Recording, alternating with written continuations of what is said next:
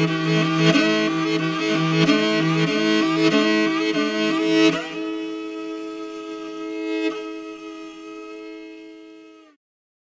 тэгээ New Media Marketing Agency компанийн хувьд өнөөдөр та бүхэнд зарилдаг хүмүүнлэгийн хөдөлгөөн гэсэн бүтээгдэхүүнийг одоо үзүүлж энэ яагаад чухал, яагаад одоо Монгол залуучууд бид энийг хамаарах ёстой гэсэн энэ бэлтгэлийг үзүүлэхээр бэлтгэсэн юм аа.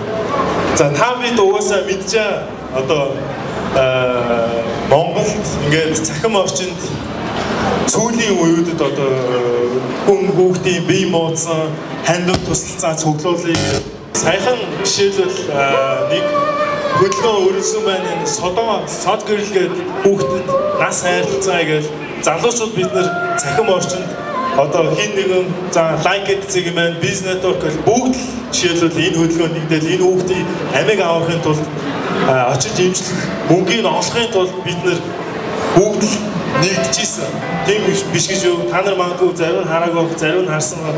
За энэ бас ингээд жишээлбэл Инх бол Баатар гэдэг нэг хүүхд бас л биеийн муутай гадаадд явж имжлүүлэх мөнгө цуглуулъя гэж аюу амьдрал хэцүү те мэдээж 40-50 сая доллар юм шиг да 40-50 мянган доллар гэхэлэр ойлгомжтой хэцүү шүү дээ зүгээр дундаж айлын хүүхдүүд яаж бид нар энийг чадах юм тэгээд жоохон бас ингээд нэг жоохон хүүхд яг өндөр энэ дээр нэг сайн тал нэг юм бол Монголын одоо цахим уулзууд бас дэмжиж энэ залуусыг ойлгоод энэ хүүхдүүдийн цаад ээж аавын дэмжиж бид нар оролцох хэрэгтэй юм байна.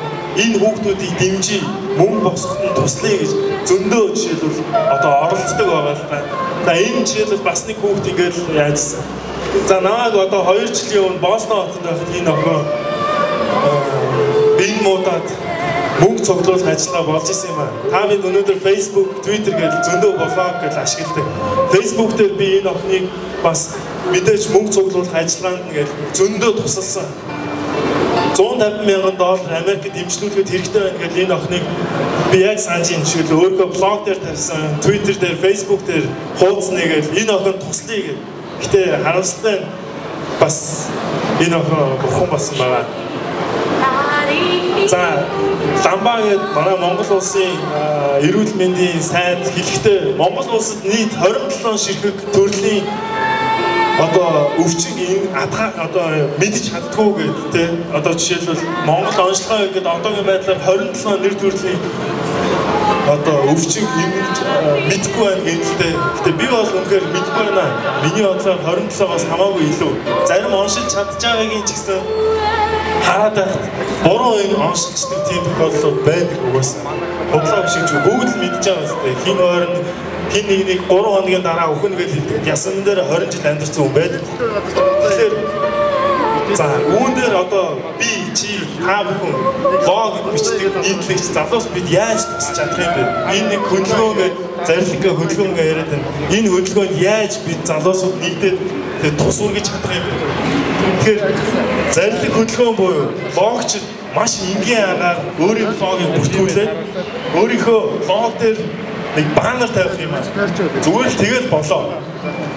Одоо энэ жишээлбэл миний блог л mindavshik.com гэдэг маркетингийн талаар нэлээд бичдэг. Энэ ингээд жишээлбэл улс их орныхоо хөгжилд зориулаад зарилгын хөдөлгөөнд нийццээ гэдэг. Одоо бид нар яг дөнгөж ихсэн болохоор ойролцоогоор 150-аад хүн бүртгүүлсэн 30-аад хүн блог дээрээ тавьсан байгаа. Гэхдээ бидний тэгээд зорилго юу юм бэ те? Хэдэн төгрөг босох хэрэгтэй юм бэ?